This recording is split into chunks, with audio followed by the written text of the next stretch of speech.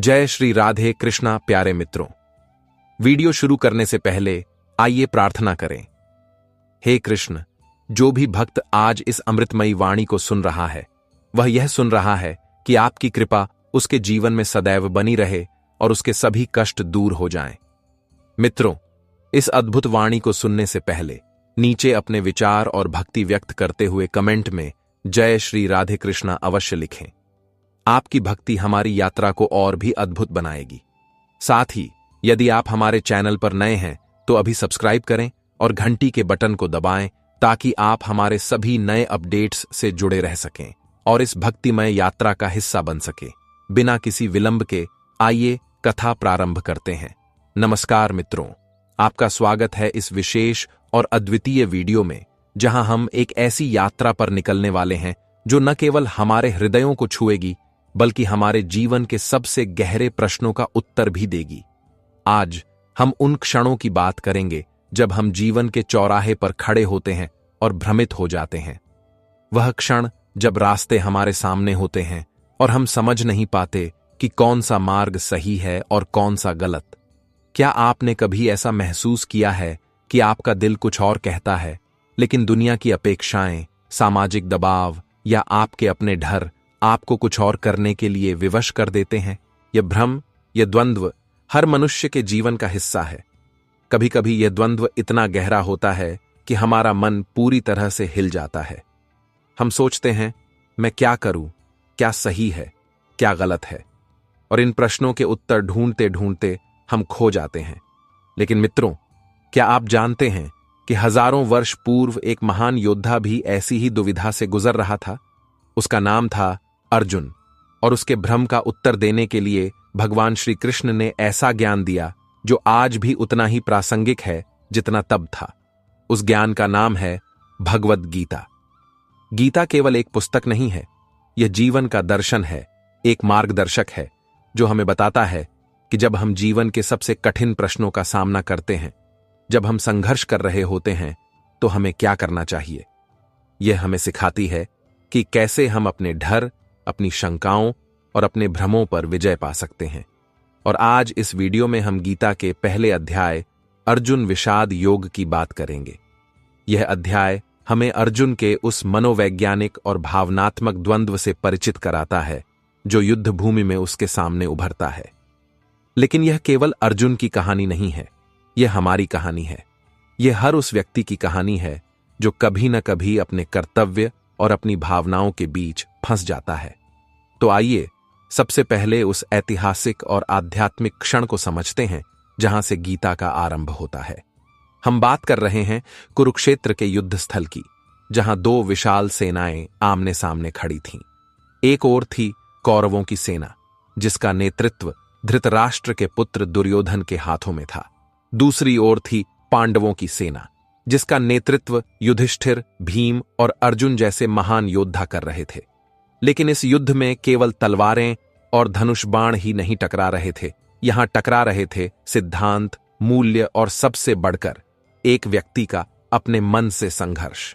कुरुक्षेत्र का यह युद्ध स्थल कोई साधारण युद्ध भूमि नहीं थी, इसे धर्म क्षेत्र कहा जाता है। क्यों?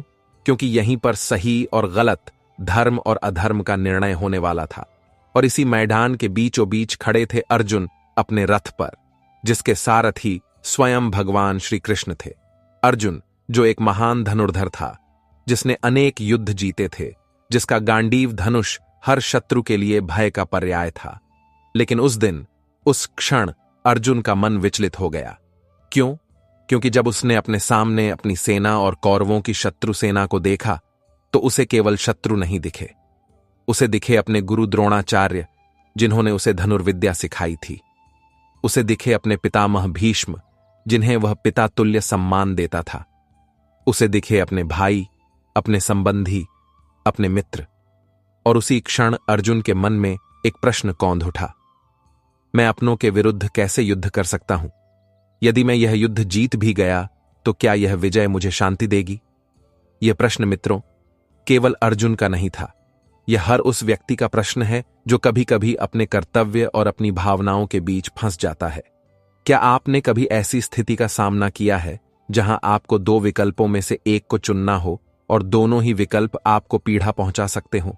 उदाहरण के लिए मान लीजिए आप एक ऐसी नौकरी में हैं जहां आपको बहुत अच्छा वेतन मिलता है, लेकिन वह कार्य आपके मूल्यों के विरुद्ध है। आप जानते हैं कि यदि आपने सच कहा तो आपकी नौकरी जा सकती है, लेकिन यदि आप चुप रहे तो आपका मन आपको बार बार कोसेगा। आप क्या करेंगे? या कल्पना कीजिए कि आप एक ऐसे परिवार से हैं जहां आपके माता पिता चाहते हैं कि आप एक विशेष करियर चुनें, लेकिन आपका दिल कुछ और करना चाहता है। आप अपने माता पिता को दुखी भी नहीं करना चाहते, लेकिन अपने सपनों को छोड़ना भी नहीं चाहते। तो ऐसी स्थिति में आप क्या करेंगे? ये सभी स्थितियां, ये सभी प्रश्न हमारे जीवन के द्वंद्व हैं, और गीता का पहला अध्याय हमें इन द्वंद्वों को समझने का अवसर देता है। अब थोड़ा और गहराई में चलते हैं। गीता का पहला अध्याय, जिसे अर्जुन विषाद योग कहा जाता है, केवल एक युद्ध के आरंभ की कहानी नहीं है। यह एक मनोवैज्ञानिक और आध्यात्मिक यात्रा का आरंभ है। विषाद का अर्थ है दुख, शंका और भ्रम, और योग का अर्थ है उस दुख से उबरने का मार्ग। तो यह अध्याय हमें बताता है कि कैसे एक व्यक्ति अपने गहरे दुहक और भ्रम से गुजरता है और फिर उसके समाधान की ओर बढ़ता है। अर्जुन का विषाद उसकी कमजोरी नहीं, बल्कि उसकी संवेदनशीलता, उसकी मानवता का प्रतीक था। अर्जुन कोई साधारण योद्धा नहीं था। वह एक ऐसा व्यक्ति था जो अपने कर्तव्य को समझता था, लेकिन साथ ही अपनी भावनाओं को भी व्यक्त करता था। और यही बात अर्जुन को हमसे जोड़ती है। हम सभी किसी न किसी रूप में अर्जुन की तरह हैं। हम सभी अपने जीवन में उन क्षणों से गुजरते हैं जब हमारा मन हमें एक मार्ग दिखाता है और हमारी जिम्मेदारियां हमें दूसरी ओर ले जाती हैं। तो चलिए अब उस दृश्य को और करीब से देखते हैं जहां गीता का आरंभ होता है। कुरुक्षेत्र का मैदान, सुबह की सूर्य किरणें अभी अभी धरती को छू रही हैं। हवा में तनाव है। दोनों सेनाओं के शंख गूंज रहे हैं, घोड़ों के टापों की आवाज, रथों के पहियों की घर घर और सैनिकों के हथियारों की चमक, यह सब एक महायुद्ध की तैयारी को दर्शा रहा था। लेकिन इन सब के बीच एक रथ खड़ा है और रथ पर अर्जुन बैठा है, जिसके हाथों में गांडीव तो है, पर मन में शांति नहीं है। अर्जुन अपने सारथी श्री कृष्ण से कहता है, हे कृष्ण, मेरे रथ को दोनों सेनाओं के बीच ले चलो। मैं देखना चाहता हूं कि मेरे सामने कौन कौन खड़े हैं। और जैसे ही कृष्ण रथ को मैदान के बीच ले जाते हैं, अर्जुन अपने सामने अपने गुरु, अपने पितामह, अपने भाइयों को देखता है, और उसी क्षण उसका मन डगमगा जाता है। वह सोचता है, मैं इनके विरुद्ध कैसे युद्ध कर सकता हूं? ये तो मेरे अपने हैं। इनके बिना मेरी विजय का क्या अर्थ है? मित्रों, यह क्षण केवल अर्जुन का नहीं, बल्कि हम सबका है। क्या आपने कभी अपने जीवन में ऐसा क्षण अनुभव किया है जब आपको अपने सबसे करीबी लोगों के विरुद्ध खड़ा होना पड़ा हो? शायद युद्ध भूमि में नहीं, लेकिन अपने मन के मैदान में। शायद तब जब आपको अपने परिवार की इच्छाओं के विरुद्ध अपने सपनों को चुनना पड़ा हो, या तब जब आपको अपने मित्रों के गलत रास्ते से खुद को अलग करना पड़ा हो। गीता का पहला अध्याय हमें यही सिखाता है कि द्वंद्व कोई कमजोरी नहीं है। यह एक अवसर है अपने मन को समझने का, अपने कर्तव्य को जानने का, और सबसे बढ़कर स्वयं को पाकर विकसित होने का। और इस वीडियो में हम न केवल अर्जुन के इस द्वंद्व को समझेंगे, बल्कि इसे अपने जीवन से जोड़कर भी देखेंगे। हम गीता के कुछ विशेष श्लोकों को पढ़ेंगे जो अर्जुन के मन की उथल पुथल को दर्शाएंगे, और फिर हम कुछ कहानियों के माध्यम से यह समझेंगे कि हम अपने जीवन के द्वंद्वों का सामना कैसे कर सकते हैं। लेकिन इससे पहले चलिए थोड़ा और गहराई में उतरते हैं। गीता केवल एक धार्मिक ग्रंथ नहीं है। यह जीवन का एक दर्शन है जो हर युग, हर समाज और हर मनुष्य के लिए प्रासंगिक है। चाहे आप किसी भी धर्म, किसी भी संस्कृति या किसी भी पृष्ठभूमि से हों, गीता का संदेश आपके लिए है। क्यों? क्योंकि गीता मनुष्य के हृदय की बात करती है। यह उन प्रश्नों का उत्तर देती है जो हर मनुष्य के मन में कभी न कभी उठते हैं। एक उदाहरण सोचिए। आप एक छात्र हैं जो अपनी पढ़ाई और अपने जुनून के बीच फंसे हुए हैं। आप इंजीनियरिंग या मेडिकल की पढ़ाई कर रहे हैं क्योंकि आपके माता पिता चाहते हैं कि आप एक सुरक्षित करियर चुनें, लेकिन आपका दिल कहता है कि आप एक लेखक बने या संगीतकार या कलाकार। आप क्या करेंगे? यदि आप अपने माता पिता की सुनते हैं तो शायद आप अपने सपनों को दफना देंगे, और यदि आप अपने सपनों को चुनते हैं तो शायद आप अपने परिवार को ठेस पहुंचाएंगे। यह एक द्वंद्व है। या फिर सोचिए, आप एक पेशेवर हैं जो अपनी कंपनी में एक बड़े प्रोजेक्ट को संभाल रहे हैं, लेकिन आपको पता चलता है कि आपकी कंपनी कुछ गलत कर रही है। शायद वह अपने उत्पाद के बारे में गलत जानकारी दे रही है या अपने ग्राहकों को धोखा दे रही है। आप क्या करेंगे? यदि आप सच बोलते हैं तो आपकी नौकरी खतरे में पड़ सकती है, लेकिन यदि आप चुप रहते हैं तो आपकी अंतरात्मा आपको शांति से जीने नहीं देगी। यह भी एक द्वंद्व है, और यह द्वंद्व केवल बड़े निर्णयों तक सीमित नहीं है। यह हमारे रोजमर्रा के जीवन में भी आते हैं। जैसे जब आप अपने मित्र को सच बताना चाहते हैं लेकिन आपको डर है कि वह नाराज हो जाएगा, या जब आपको अपने बच्चों को समय देना है लेकिन आपकी नौकरी आपको इतना व्यस्त रखती है कि आप उनके साथ समय नहीं बिता पाते। ये सभी स्थितियां, ये सभी प्रश्न हमारे जीवन के कुरुक्षेत्र हैं, और गीता हमें इस कुरुक्षेत्र में विजय पाने का मार्ग दिखाती है। अब थोड़ा और गहराई में जाते हैं।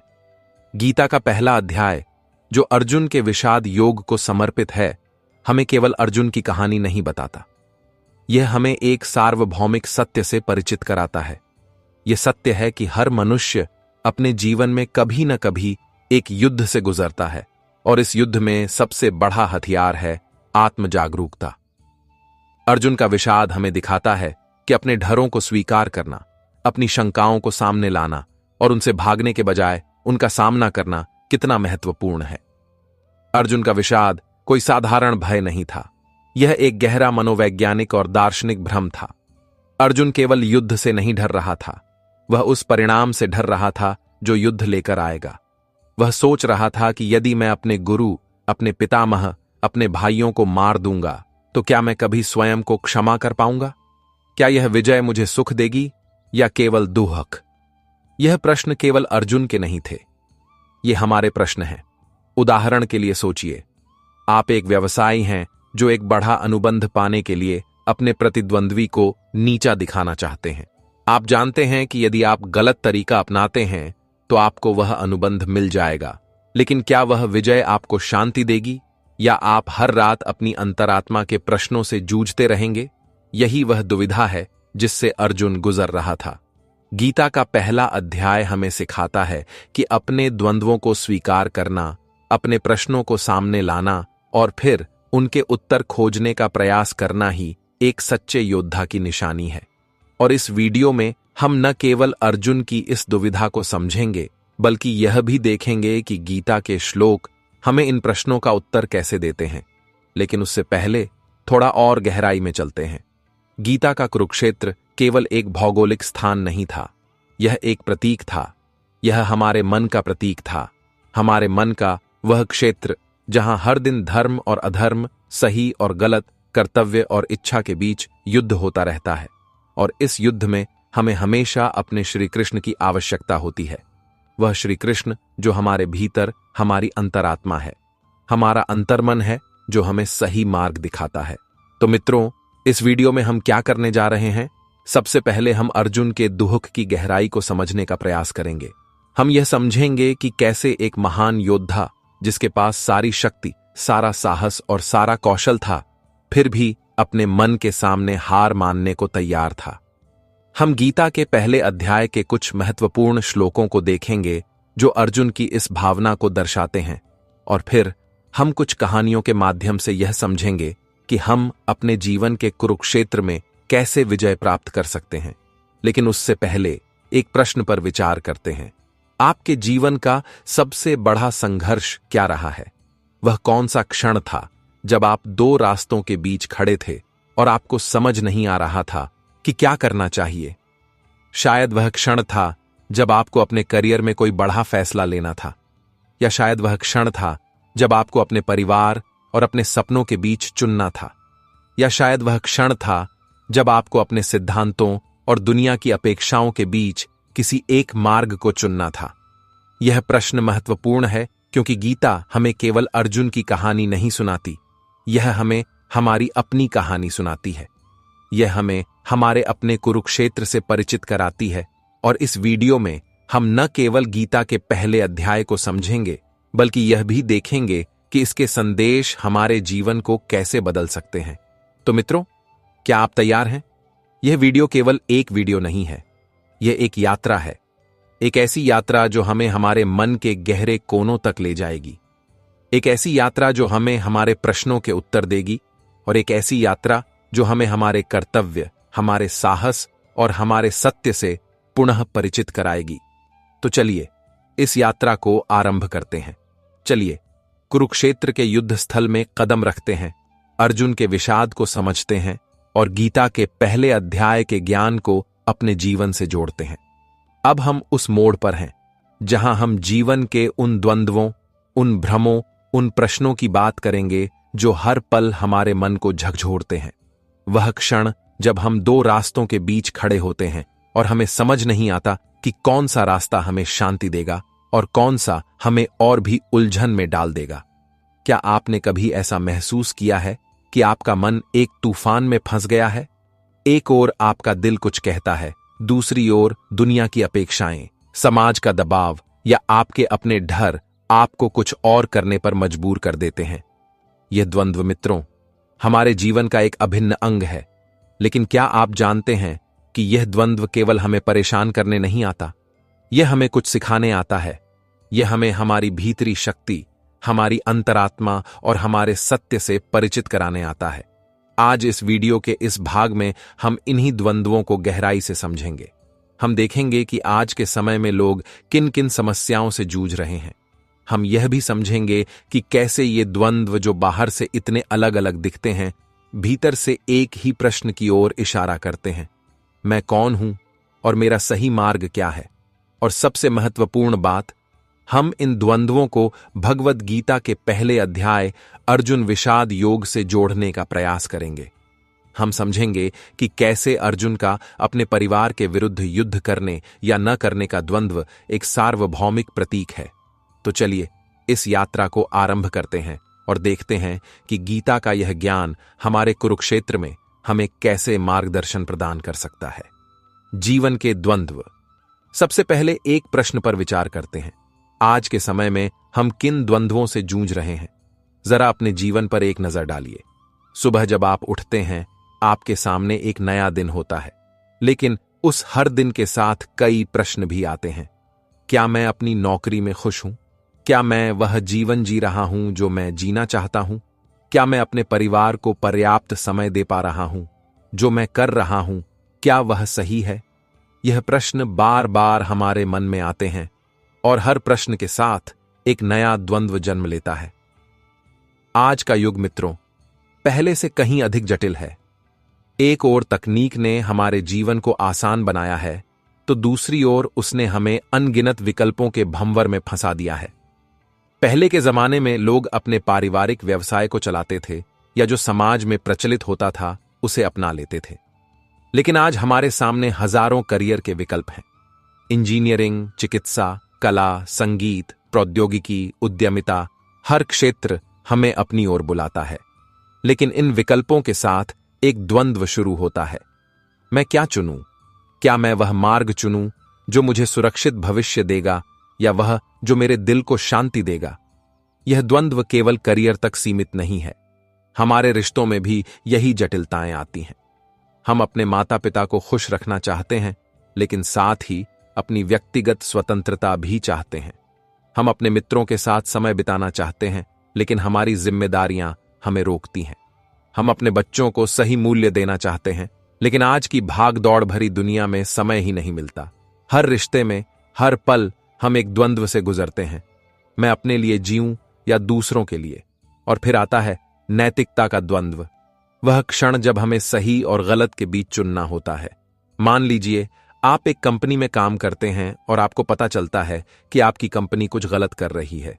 शायद वह अपने उत्पाद के बारे में गलत जानकारी दे रही है या अपने कर्मचारियों के साथ अन्याय कर रही है। आप क्या करेंगे? यदि आप सच बोलते हैं तो आपकी नौकरी खतरे में पड़ सकती है, लेकिन यदि आप चुप रहते हैं तो आपकी अंतरात्मा आपको कोसेगी। यह एक ऐसा द्वंद्व है जो हमें बार बार परेशान करता रहता है। और सबसे गहरा द्वंद्व है मित्रों, आत्मसंदेह का।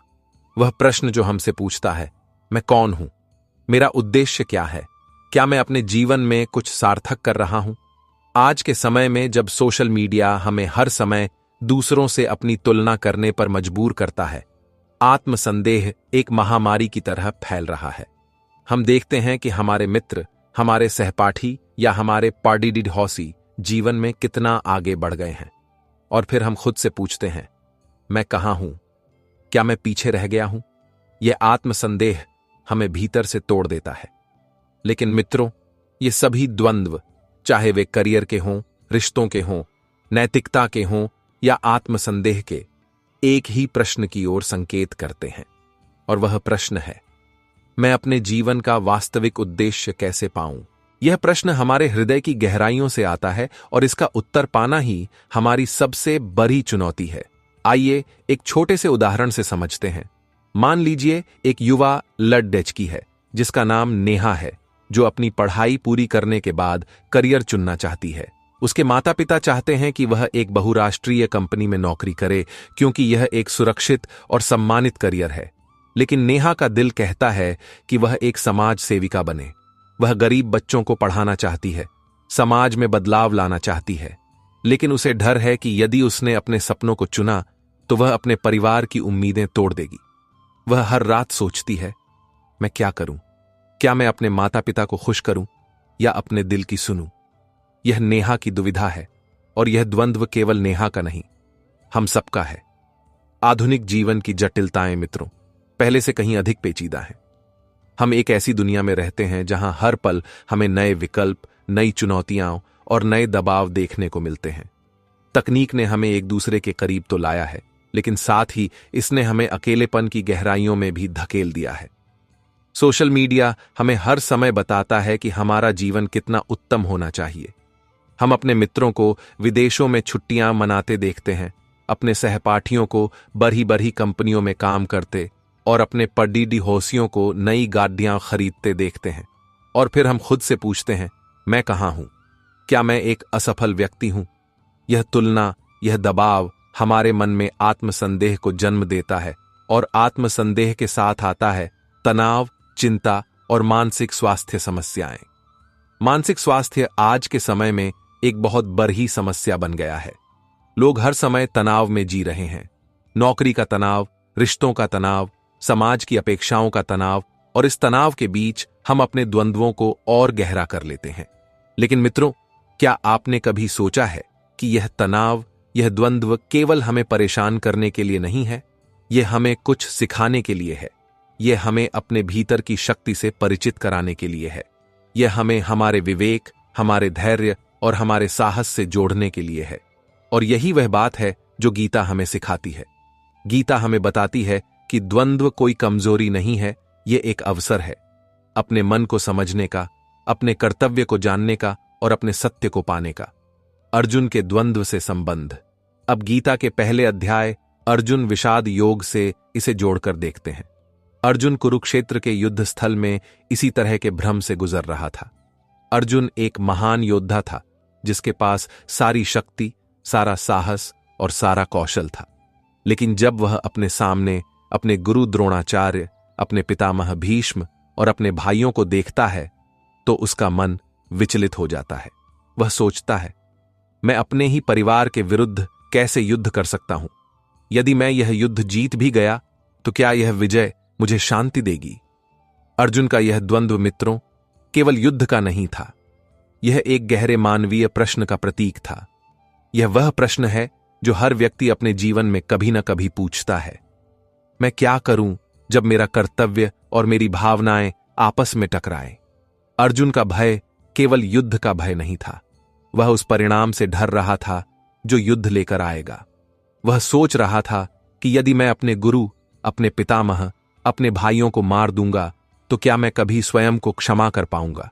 क्या यह विजय मुझे सुख देगी या केवल दुख? और यही बात अर्जुन के द्वंद्व को हमारे द्वंद्वों से जोड़ती है।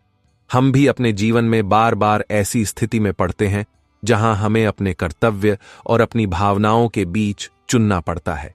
उदाहरण के लिए, मान लीजिए आप एक प्रबंधक हैं और आपको अपनी टीम के किसी सदस्य को निकालना है। आप जानते हैं कि यह आपका कर्तव्य है क्योंकि वह कर्मचारी अच्छा काम नहीं कर रहा है। लेकिन आपका दिल कहता है कि उसे एक और मौका दिया जाए क्योंकि उसके पास कोई दूसरी नौकरी नहीं है।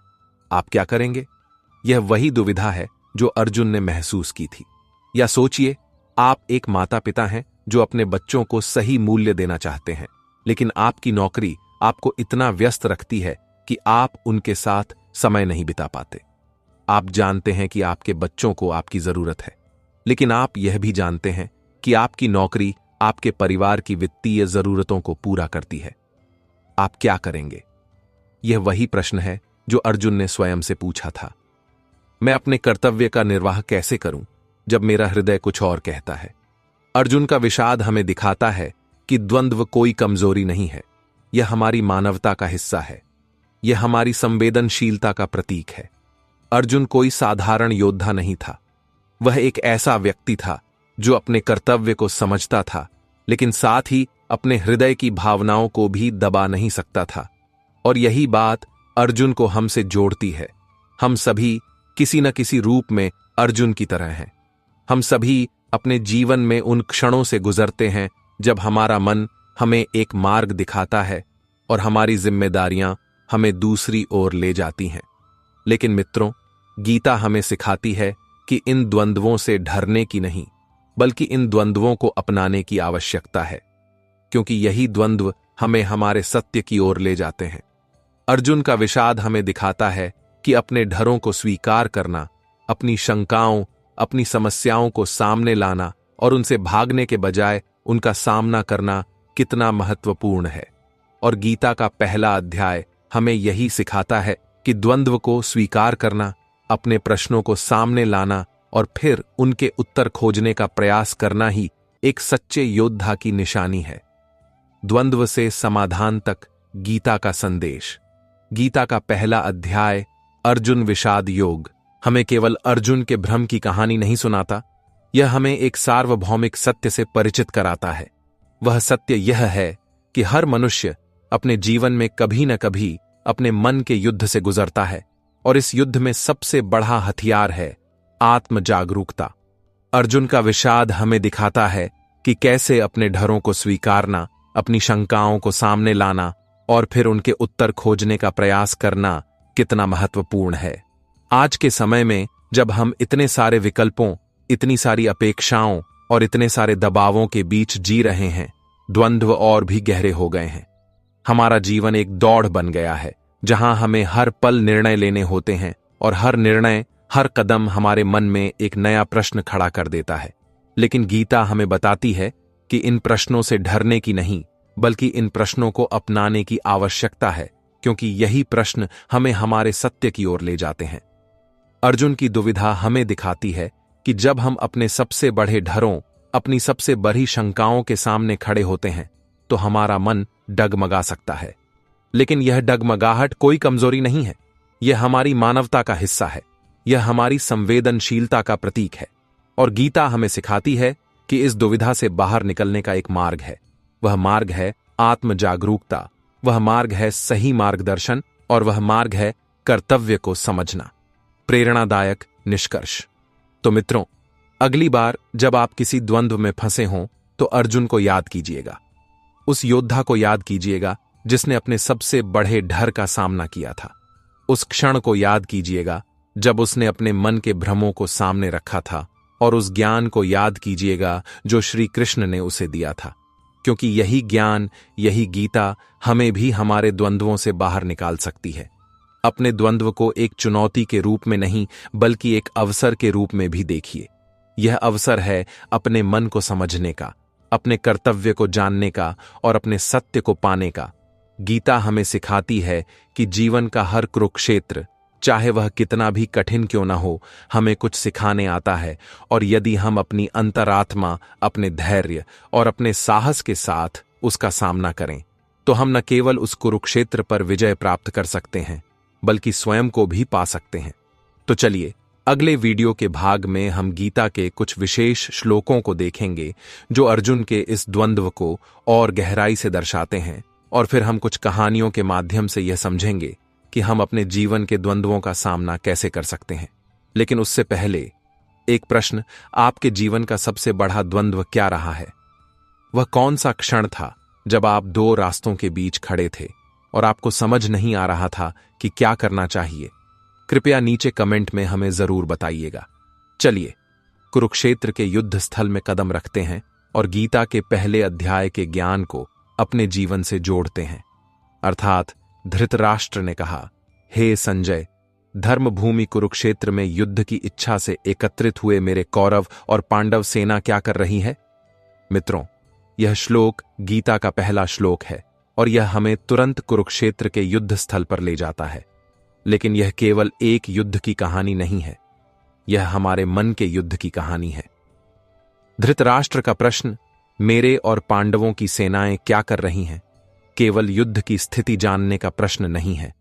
यह एक गहरे मानवीय सत्य को दर्शाता है। धृतराष्ट्र अंधे हैं, शारीरिक रूप से भी और आध्यात्मिक रूप से भी। उनका अंधापन उनके पुत्रों कौरवों के प्रति उनके मोह और अज्ञान का प्रतीक है।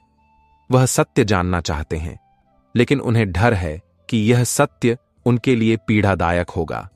हमारे जीवन में भी हम अक्सर धृतराष्ट्र की तरह व्यवहार करते हैं। हम सत्य जानना चाहते हैं, लेकिन मन में यह डर होता है कि कहीं सत्य हमें परेशान न कर दे।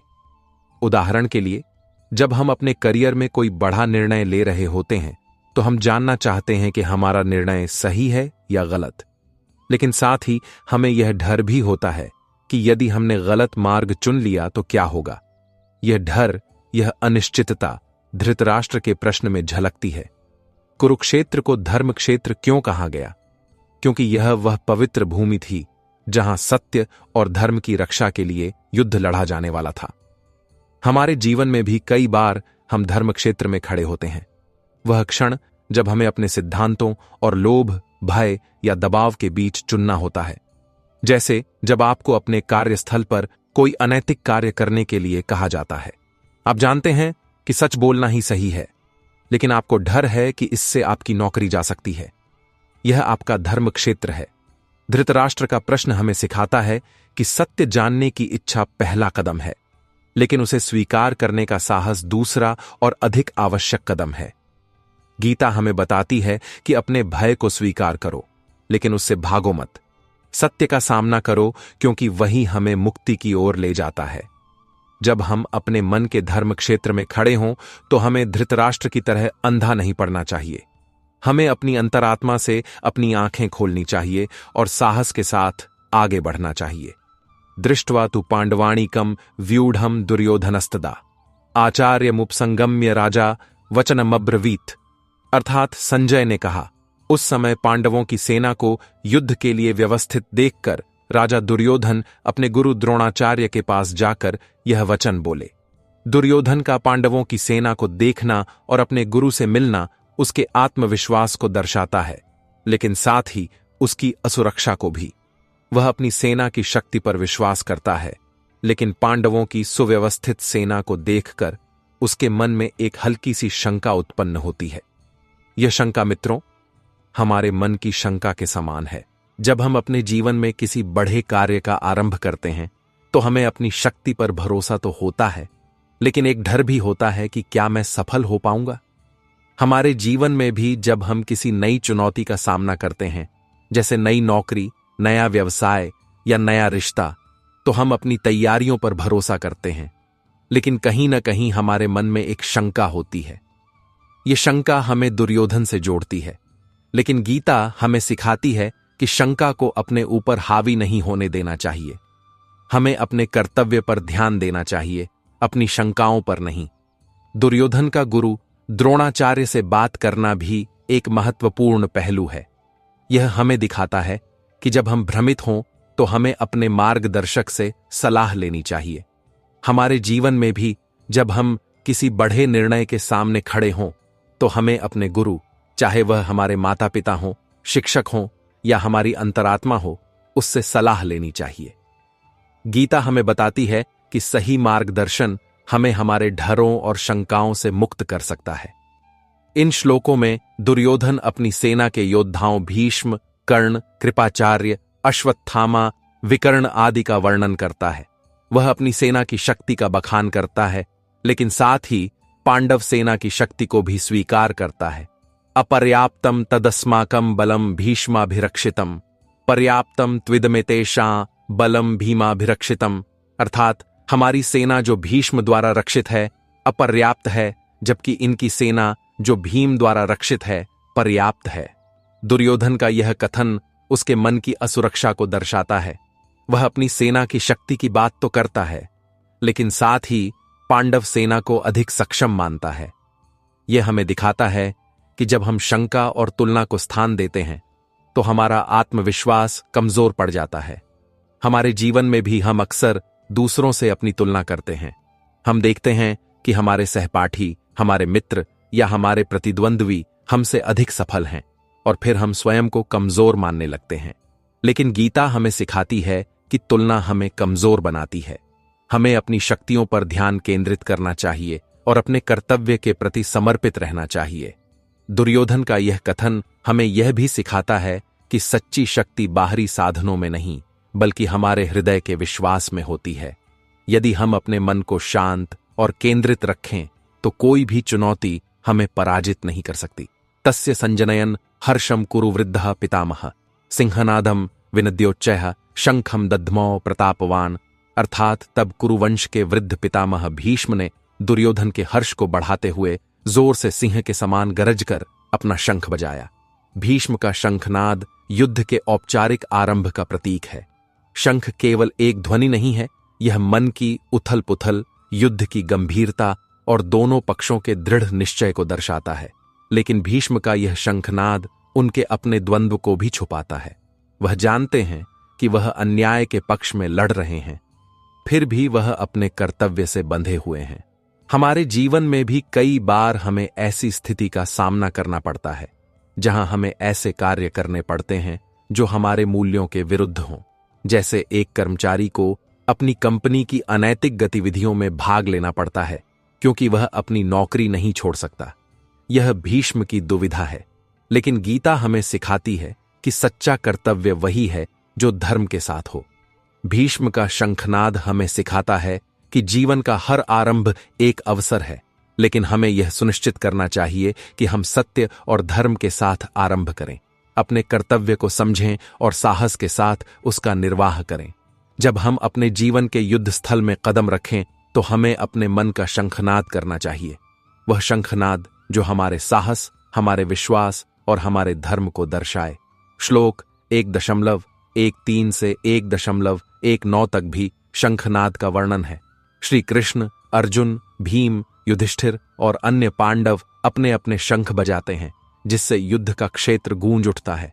श्वेतैर्हयैर्युक्ते महति स्यन्दने स्थितो माधव पांडवश्चैव दिव्यो शंखो प्रदद्मतु। अर्थात तब सफेद घोड़ों से युक्त विशाल रथ पर आसीन माधव श्री कृष्ण और पांडव अर्जुन ने अपने दिव्य शंख बजाए। पांडवों, श्री कृष्ण और अर्जुन का शंख बजाना सेना के साहस और धर्म के प्रति निष्ठा को दर्शाता है। श्री कृष्ण का शंख, जिसे पांचजन्य कहा जाता है, सत्य और धर्म की विजय का प्रतीक है। अर्जुन का शंख देवदत्त उसके योद्धा भाव और दृढ़ निश्चय को दर्शाता है। यह उपदेश हमें सिखाता है कि जब हम अपने जीवन में किसी बड़ी चुनौती का सामना करें तो हमें अपने मन में साहस और विश्वास की गूंज पैदा करनी चाहिए। यह गूंज हमें हमारे डरों और शंकाओं से ऊपर उठाती है।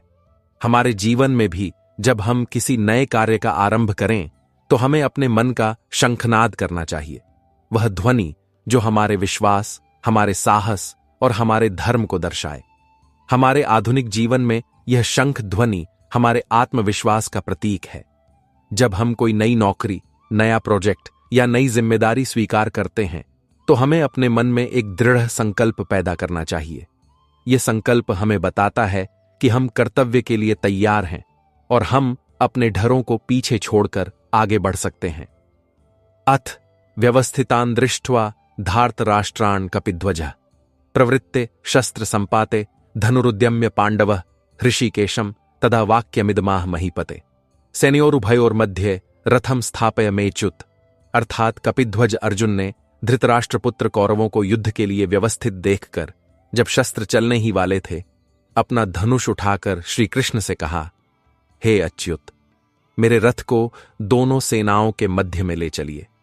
अर्जुन का रथ को दोनों सेनाओं के बीच ले जाने का अनुरोध उसके साहस को दर्शाता है।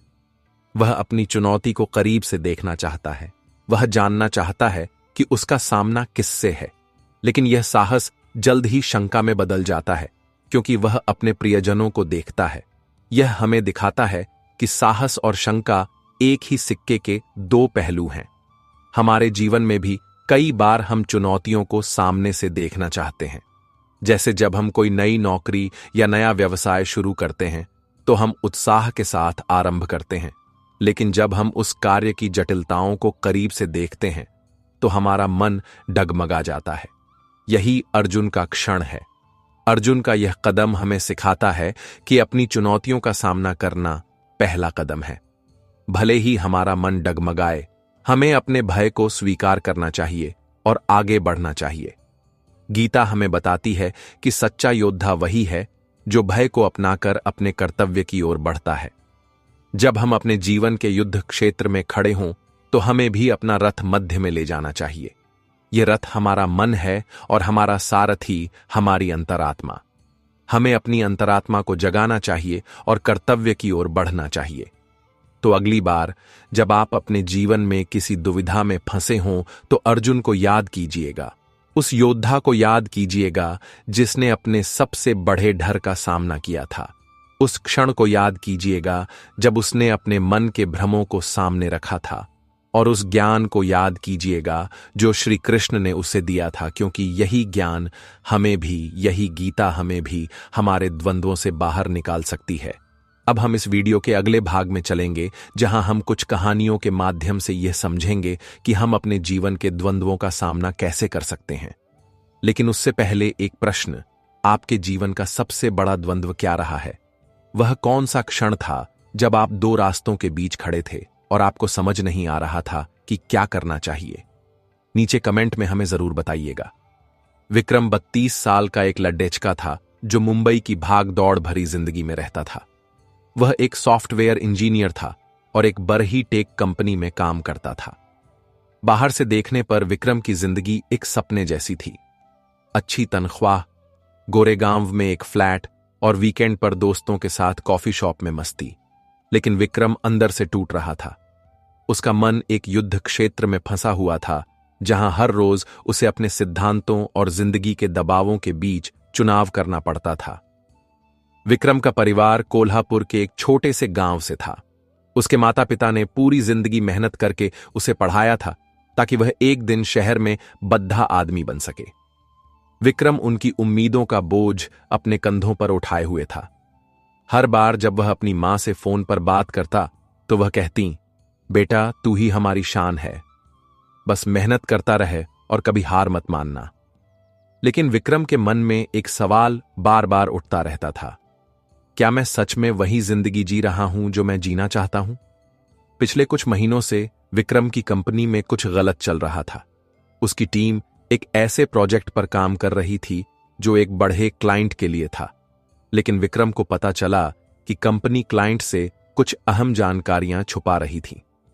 प्रोजेक्ट में कुछ तकनीकी खामियां थीं जो अगर सामने आ जातीं तो क्लाइंट को बड़ा नुकसान हो सकता था।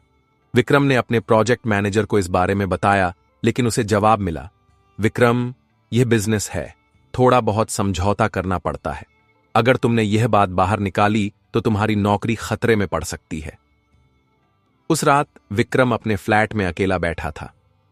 बाहर मुंबई की बारिश जोरों पर थी और उसके मन में एक तूफान उमड़ रहा था।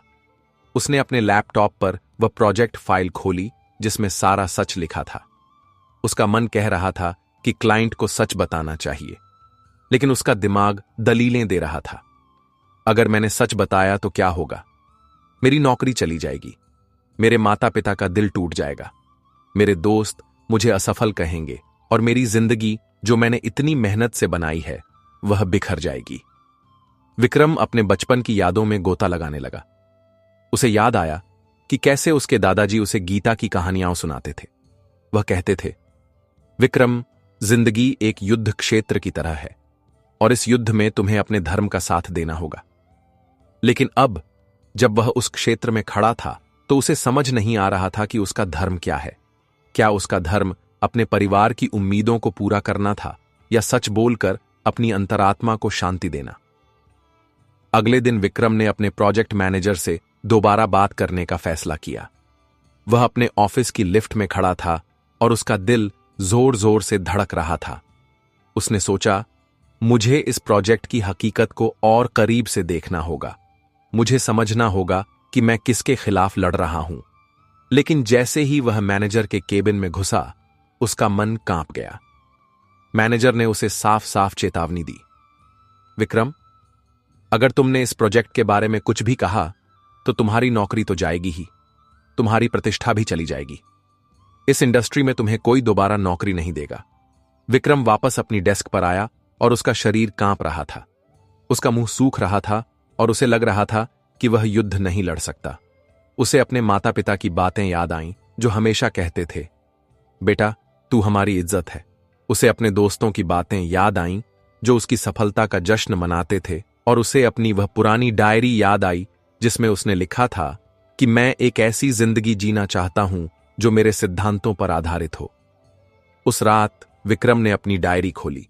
उसमें उसने लिखा था, मुझे सच का साथ देना है चाहे कुछ भी हो जाए। लेकिन अब जब वह सच के सामने खड़ा था, उसका मन दलीलें देने लगा। उसने सोचा, अगर मैंने सच कहा तो मेरे माता पिता निराश होंगे, मेरे दोस्त मुझे जज करेंगे और मेरी जिंदगी की सारी मेहनत बेकार हो जाएगी। उसका मन कह रहा था कि वह चुप रहे और अपनी नौकरी बचा ले, लेकिन उसकी अंतरात्मा चीख रही थी, तुम गलत का साथ कैसे दे सकते हो? विक्रम ने अपने बचपन के दोस्त राहुल को फोन किया। राहुल एक स्कूल टीचर था जो हमेशा सादा लेकिन सच्चा जीवन जीता था। विक्रम ने उसे अपनी पूरी कहानी बताई। राहुल ने शांति से सुना और फिर कहा, विक्रम, तुम अपने मन के युद्ध क्षेत्र में खड़े हो। यह तुम्हारा कुरुक्षेत्र है और इस युद्ध में तुम्हें अपने सत्य का साथ देना होगा। अगर तुम चुप रहे तो तुम्हारी आत्मा तुम्हें कभी माफ नहीं करेगी। राहुल के वे शब्द विक्रम के मन में गूंजने लगे। उसने सोचा, क्या मैं अपने सत्य के लिए लड़ सकता हूं? क्या मुझ में वह साहस है? उसने अपनी डायरी में लिखा, मैं अपने डर का सामना करूंगा, मैं अपने धर्म का साथ दूंगा। अगले दिन विक्रम ने अपनी कंपनी के सीईओ को एक ईमेल लिखा। उसने प्रोजेक्ट का सारा सच, तकनीकी खामियां, छिपाई गई जानकारी और क्लाइंट को होने वाले संभावित नुकसान के बारे में विस्तार से बताया। उसने लिखा, मैं इस गलत काम का हिस्सा नहीं बन सकता। अगर इसका मतलब मेरी नौकरी छोड़ना है तो मैं इसके लिए तैयार हूं। ईमेल भेजने के बाद विक्रम अपने फ्लैट की बालकनी में खड़ा था। बाहर मुंबई की रात चमक रही थी, लेकिन उसके मन में एक अजीब सी शांति थी। उसे लगा कि उसने अपने कुरुक्षेत्र में अपना पहला कदम उठा लिया है। लेकिन यह रास्ता आसान नहीं था। कुछ हफ्तों बाद विक्रम की नौकरी चली गई। उसके माता पिता ने फोन पर कहा, तुमने हमारी उम्मीदें तोड़ दी। उसके कुछ दोस्तों ने उससे दूरी बना ली और सोशल मीडिया पर लोग उसे असफल कहने लगे। लेकिन विक्रम टूटा नहीं। उसने एक छोटी स्टार्टअप कंपनी ज्वाइन की जो नैतिक प्रौद्योगिकी समाधानों पर काम करती थी। वहां उसे अपनी क्षमताओं को दिखाने का मौका मिला। धीरे धीरे उसने अपनी नई जिंदगी बनानी शुरू की। वह हर रात शांति से सोता था क्योंकि वह जानता था कि उसने अपने सत्य का साथ दिया था। एक दिन उसने अपनी मां को फोन किया और कहा, मां, मैंने आपकी इज्जत नहीं तोड़ी, मैंने अपनी इज्जत बचाई। उसकी मां की आंखों में आंसू थे, लेकिन आवाज में गर्व था। विक्रम की जिंदगी अब पहले जैसी चकाचौंध वाली नहीं थी, लेकिन उसके मन में शांति थी। उसने अपने कुरुक्षेत्र में युद्ध लड़ा था और उसके सत्य की विजय हुई थी। मित्रों, विक्रम की कहानी सिर्फ एक कहानी नहीं है, यह हमारी और आपकी कहानी है। यह उन क्षणों की कहानी है जब हम अपने मन के युद्ध क्षेत्र में खड़े होते हैं और हमें अपने डरों, अपनी शंकाओं और अपने कर्तव्य के बीच चुनाव करना पड़ता है। विक्रम का कुरुक्षेत्र उसका कंपनी ऑफिस था, जहां उसे सही और गलत के बीच चुनना था। जैसे धृतराष्ट्र अपने पुत्रों के मोह में अंधे थे, वैसे ही विक्रम अपने करियर और परिवार की उम्मीदों के मोह में अंधा हो रहा था। उसका प्रश्न, अगर मैंने सच बताया तो क्या होगा, धृतराष्ट्र के प्रश्न के समान है। वे सत्य जानना चाहते थे, लेकिन डरते थे कि सत्य उन्हें पीड़ा देगा। धृतराष्ट्र का प्रश्न हमें सिखाता है कि सत्य जानने की इच्छा पहला कदम है, लेकिन उसे स्वीकार करने का साहस दूसरा और अधिक महत्वपूर्ण कदम है। विक्रम का ऑफिस उसका धर्म क्षेत्र था, वह स्थान जहां उसे अपने सिद्धांतों और डरों के बीच चुनना था। हमारे जीवन में भी हम बार बार अपने धर्म क्षेत्र में खड़े होते हैं, वह क्षण जब हमें अपने मूल्यों और लोभ, भय या दबाव के बीच चुनना होता है। गीता हमें सिखाती है कि अपने डरों को स्वीकार करो, लेकिन उससे भागो मत। सत्य का सामना करो, क्योंकि वही हमें स्वतंत्रता की ओर ले जाता है। फिर पितामह भीष्म ने दुर्योधन के हर्ष को बढ़ाने के लिए सिंहनाद करके शंख बजाया। फिर सफेद घोड़ों से युक्त रथ पर आसीन श्री कृष्ण और अर्जुन ने अपने दिव्य शंख बजाए। विक्रम का शंखनाद वह क्षण था जब उसने अपने प्रोजेक्ट मैनेजर से सवाल पूछने का निर्णय लिया। जैसे भीष्म के शंखनाद ने युद्ध का आरंभ किया था, वैसे ही विक्रम का अपने मैनेजर से बात करना उसके युद्ध का आरंभ था। और जैसे श्री कृष्ण और अर्जुन का शंखनाद सत्य और धर्म की विजय का प्रतीक था, वैसे ही विक्रम का सीईओ को ईमेल लिखना उसके सत्य के लिए लड़ने का प्रतीक था। शंखनाद हमें सिखाता है कि जब हम किसी बड़ी चुनौती का सामना करें तो हमें अपने मन में साहस और विश्वास की गूंज पैदा करनी चाहिए। विक्रम का साहस हमें दिखाता है कि जब हम अपने सत्य के लिए खड़े होते हैं तो हम अपने हृदय की आवाज को व्यक्त करते हैं। हमारे जीवन में भी जब हम कोई नया कार्य शुरू करें, चाहे वह नौकरी बदलना हो या नया रास्ता चुनना हो, हमें अपने मन का शंखनाद करना चाहिए। यह शंखनाद हमारे विश्वास, हमारे साहस और हमारे धर्म को दर्शाता है। अर्जुन ने कौरवों को युद्ध के लिए व्यवस्थित देखकर जब शस्त्र चलने ही वाले थे, अपना धनुष उठाकर श्री कृष्ण से कहा, हे अच्युत, मेरे रथ को दोनों सेनाओं के मध्य में ले चलिए। विक्रम ने भी अपना रथ युद्ध क्षेत्र के मध्य में ले जाने का निर्णय लिया था जब उसने अपने प्रोजेक्ट मैनेजर से बात करने का फैसला किया था। वह अपनी चुनौती को करीब से देखना चाहता था। वह जानना चाहता था कि क्या उसमें सच बोलने का साहस है। लेकिन जैसे ही उसने अपने मैनेजर की चेतावनी सुनी, उसका मन कांप गया। ठीक वैसे ही जैसे अर्जुन का मन अपने प्रियजनों को देखकर कांप गया था। अर्जुन का रथ को मध्य में ले जाना हमें सिखाता है कि अपनी चुनौतियों का सामना करना पहला कदम है। विक्रम का अपने मैनेजर से बात करना साहस का काम था।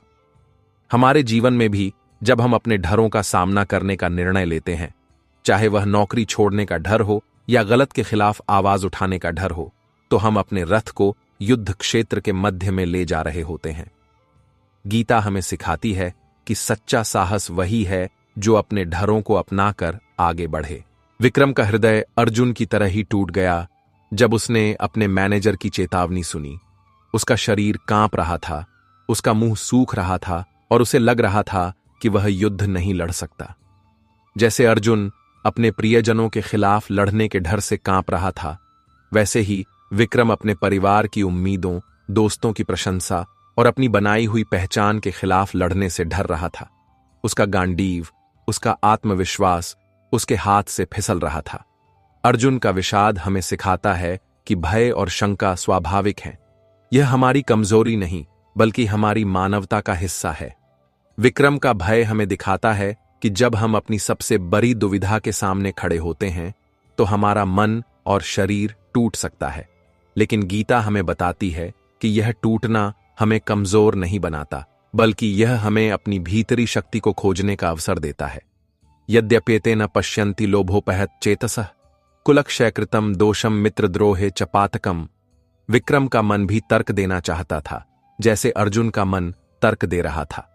उसने सोचा कि अगर उसने सच कहा तो उसके माता पिता निराश होंगे, उसके दोस्त उसे जज करेंगे और उसकी जिंदगी बर्बाद हो जाएगी। लेकिन राहुल के शब्दों और उसकी डायरी ने उसे उसके सत्य की याद दिलाई। जैसे अर्जुन युद्ध के परिणामों की बात करते ही घबरा गया था, वैसे ही विक्रम अपने फैसले के परिणामों पर विचार कर रहा था। अर्जुन के तर्क हमें सिखाते हैं कि जब हम अपने डरों का सामना करते हैं, तो हमारा मन हमें तर्क देकर पीछे हटने के लिए कहता है।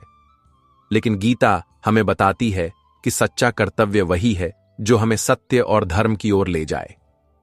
विक्रम का द्वंद्व हमें दिखाता है कि जब हम अपने मूल्यों और जिम्मेदारियों के बीच फंस जाते हैं, तो हमारा मन तर्क देता है।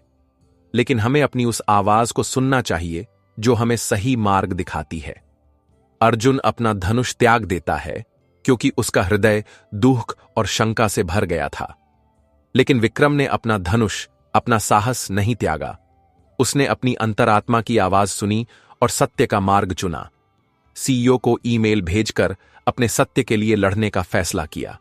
भले ही उसे अपनी नौकरी और सामाजिक प्रतिष्ठा गंवानी पड़ी, लेकिन उसने अपनी अंतरात्मा को शांति दी। अर्जुन का अंतिम विषाद हमें दिखाता है कि जब हम अपने सबसे बड़े भय के सामने खड़े होते हैं तो हमारा मन टूट सकता है, लेकिन गीता हमें बताती है कि यह टूटना अंत नहीं है, यह एक नई शुरुआत है। विक्रम की कहानी हमें सिखाती है कि जब हम अपने कर्तव्य का पालन करते हैं तो हम अपने भय पर विजय पा सकते हैं। मित्रों, विक्रम की कहानी हमें सिखाती है कि हमारा कुरुक्षेत्र हमें कमजोर नहीं बनाता, बल्कि हमारी भीतरी शक्ति से परिचित कराता है। गीता का पहला अध्याय हमें बताता है कि द्वंद्व हर मनुष्य के जीवन का हिस्सा है, लेकिन उस द्वंद्व का समाधान हमारे भीतर ही है। जब आप अपने जीवन के कुरुक्षेत्र में खड़े हों तो विक्रम को याद कीजिएगा, उस लड़ी डीएचके को याद कीजिएगा जिसने अपने ढरों को गले लगाया था, अपने सत्य का मार्ग चुना था और अपनी अंतरात्मा को शांति दी थी। और गीता के उस संदेश को याद रखिएगा जो हमें बताता है कि सच्चा योद्धा वही है जो अपने ढरों को स्वीकार करता है, अपनी अंतरात्मा की आवाज सुनता है और अपने कर्तव्य पर आगे बढ़ता है। इस वीडियो के अगले भाग में हम गीता के कुछ और श्लोकों को और गहराई से समझेंगे, लेकिन उससे पहले एक प्रश्न। आपके जीवन का वह कौन सा कुरुक्षेत्र था जहां आपको अपने ढरों का सामना करना पड़ा था? नीचे कमेंट में जरूर बताइएगा।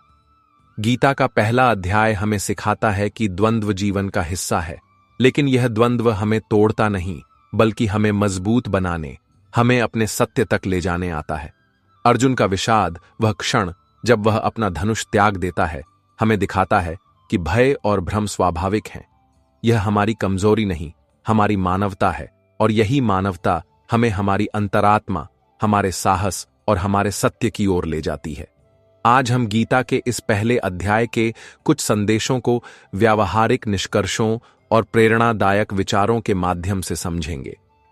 यह निष्कर्ष आपके रोजमर्रा के जीवन में काम आएंगे, चाहे वह आपके करियर का कोई बड़ा फैसला हो, आपके रिश्तों में कोई उलझन हो या आपके मन में कोई नैतिक प्रश्न हो।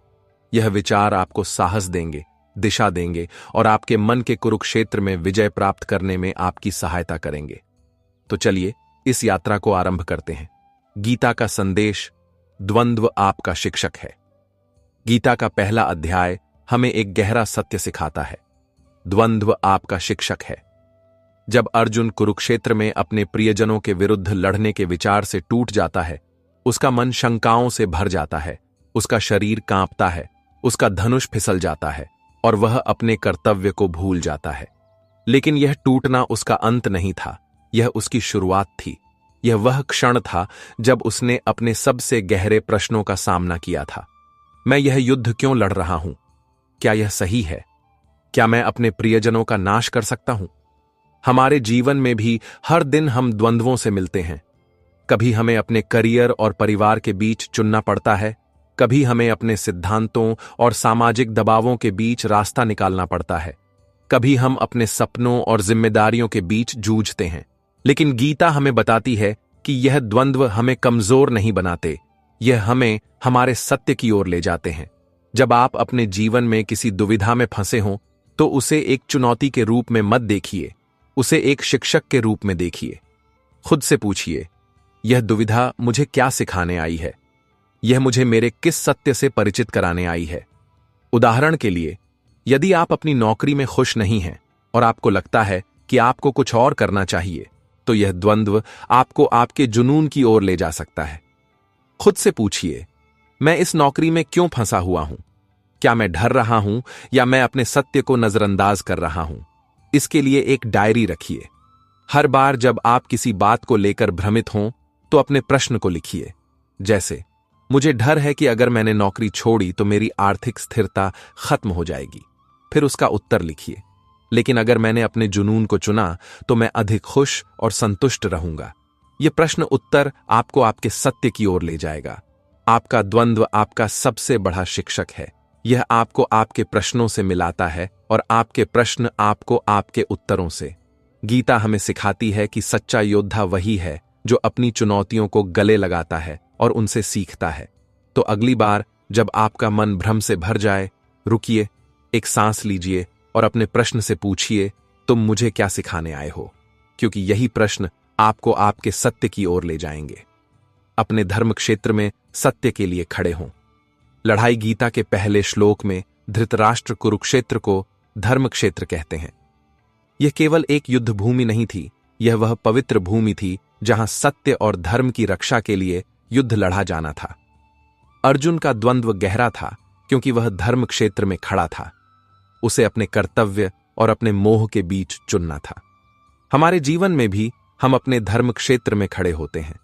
वह क्षण जब हमें सही और गलत के बीच चुनना होता है। वह क्षण जब हमें अपने सिद्धांतों और भय, लोभ या दबाव से मुक्त होकर अपनी जिम्मेदारी निभानी होती है, एक मध्य मार्ग खोजना होता है। उदाहरण के लिए, जब आप अपने ऑफिस में देखते हैं कि कोई अनैतिक कार्य हो रहा है और आपको आवाज उठानी है या चुप रहना है, इसके बीच चुनना है, या जब आप अपने परिवार की अपेक्षाओं और अपने सपनों के बीच फंस जाते हैं, यह आपका धर्म क्षेत्र है। अपने धर्म क्षेत्र को पहचानिए। वह कौन से क्षण है जब आपका मन आपको सत्य और असत्य के बीच लड़ाई में खड्डा कर देता है? जब आप ऐसे क्षण में हों तो अपने कर्तव्य पर ध्यान केंद्रित कीजिए। खुद से पूछिए, मेरा सत्य क्या है? मैं यह निर्णय किसके लिए ले रहा हूं? अपनी अंतरात्मा के लिए या बाहरी दबाव के लिए? उदाहरण के लिए, यदि आप एक छात्र हैं और आपको परीक्षा में नकल करने में सहायता करने के लिए आपके मित्र ने कहा है, तो यह आपका धर्म क्षेत्र है। अपने सिद्धांतों को याद कीजिए। स्वयं से पूछिए, क्या मैं यह गलत काम करके स्वयं को, अपनी अंतरात्मा को चोट पहुंचाना चाहता हूं, या क्या मैं अपने सत्य के लिए खड़ा हो सकता हूं? फिर एक छोटा सा कदम उठाइए, जैसे अपने मित्र को ना कहिए या अपने शिक्षक से सहायता मांगिए। यह छोटा सा कदम आपको आपके सत्य की ओर ले जाएगा। आपका धर्म क्षेत्र आपकी शक्ति है। यह वह भूमि है जहां आप अपने सत्य के लिए लड़ते हैं। गीता हमें सिखाती है कि सच्चा योद्धा वही है जो अपने धर्म क्षेत्र में डरता तो है, लेकिन फिर भी अपने सिद्धांतों के लिए खड़ा होता है। तो अगली बार जब आप अपने सत्य और असत्य के बीच खड़े हों, अपने धर्म क्षेत्र को गले लगाइए, क्योंकि यही क्षेत्र आपको आपके साहस से परिचित कराएगा। हमें दिखाता है कि भय कितना गहरा हो सकता है।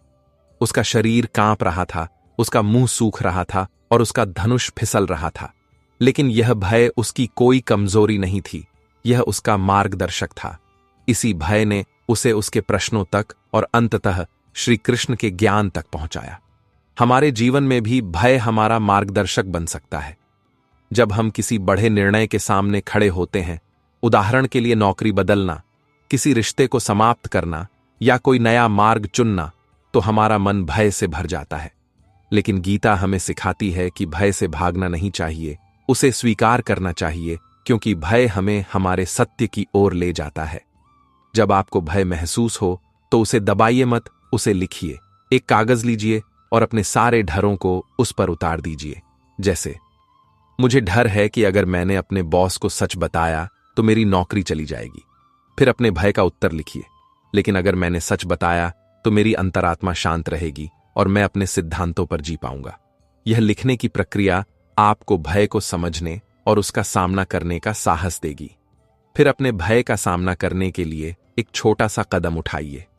उदाहरण के लिए, यदि आपको अपने बॉस को किसी गलत काम के बारे में बताने में डर लग रहा है, तो पहले अपनी बात एक ईमेल में लिखिए। फिर उस ईमेल को किसी भरोसेमंद दोस्त को दिखाइए। फिर अपने बॉस से मीटिंग मांगिए। ये छोटे छोटे कदम धीरे धीरे आपको आपके साहस की ओर ले जाएंगे। आपका भय आपका शत्रु नहीं, आपका मार्गदर्शक है। यह आपको आपके प्रश्नों तक और आपके प्रश्न आपको आपके उत्तरों की ओर ले जाते हैं। गीता हमें सिखाती है कि सच्चा साहस अपने डरों को गले लगाकर भी आगे बढ़ना है। तो अगली बार जब आपका हृदय भय से कांपे, उसे एक संदेश के रूप में देखिए। वह संदेश जो आपको कहता है कि आप अपने सत्य के करीब हैं, बस एक कदम और आगे बढ़िए। अपनी अंतरात्मा की सुने, आपका श्री कृष्ण आपके भीतर है। गीता के पहले अध्याय में अर्जुन अपने डरों और शंकाओं से टूट जाता है, लेकिन वह अकेला नहीं है। उसके साथ श्री कृष्ण हैं, उसके सारथी, उसके मार्गदर्शक। जब अर्जुन अपना धनुष त्याग देता है, अपनी प्रार्थनाएं करता है, तो श्री कृष्ण उसे सुनते हैं, समझते हैं और उसे सत्य की ओर ले जाते हैं। हमारे जीवन में भी हमारा श्री कृष्ण हमारे भीतर है। वह हमारी अंतरात्मा है, हमारा विवेक है, वह आवाज जो हमें सही और गलत का भेद बताती है। लेकिन अक्सर हम अपने मन के कोलाहल में इतने खो जाते हैं कि हम अपनी अंतरात्मा की आवाज सुन नहीं पाते। अपनी अंतरात्मा को जगाने के लिए अपने मन को शांत कीजिए। प्रतिदिन 5 से 10 मिनट ध्यान कीजिए। किसी शांत जगह पर बैठिए, अपनी सांसों पर ध्यान केंद्रित कीजिए और अपने मन को विचारों से खाली कीजिए। जब आपका मन शांत होगा तो आप अपनी अंतरात्मा की आवाज स्पष्ट रूप से सुन पाएंगे। उदाहरण के लिए, यदि आपको किसी रिश्ते में कोई बड़ा निर्णय लेना है, जैसे किसी मित्र से दूरी बनानी है, तो पहले अपने मन को शांत कीजिए। खुद से पूछिए, मेरा विवेक मुझे क्या कह रहा है? क्या यह रिश्ता मुझे मेरे सत्य की ओर ले जा रहा है या उससे दूर धकेल रहा है? आपकी अंतरात्मा आपको सही उत्तर देगी। इसके अतिरिक्त अपने जीवन में एक मार्गदर्शक खोजिए। यह आपका कोई गुरु हो सकता है, कोई अनुभवी मित्र या कोई पुस्तक।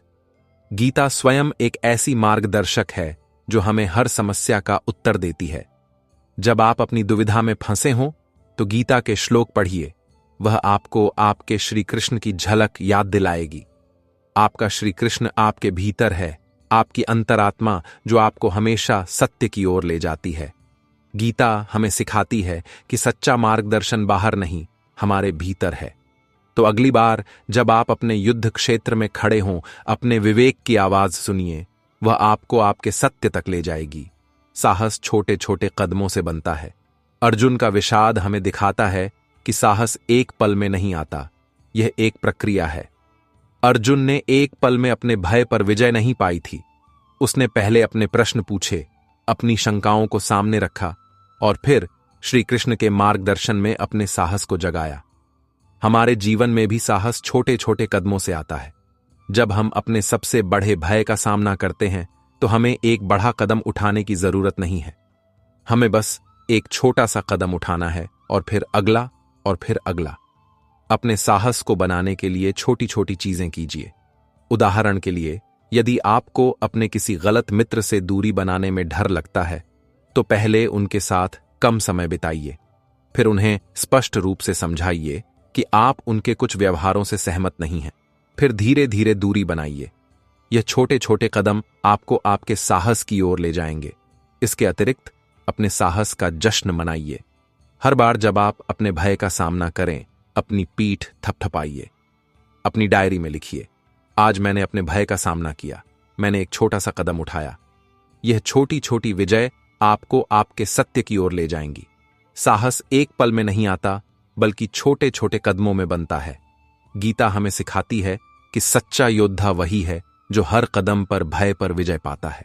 तो अगली बार जब आप अपने मन के युद्ध क्षेत्र में खड़े हों, एक छोटा सा कदम उठाइए, क्योंकि यही कदम आपको आपके साहस तक ले जाएगा।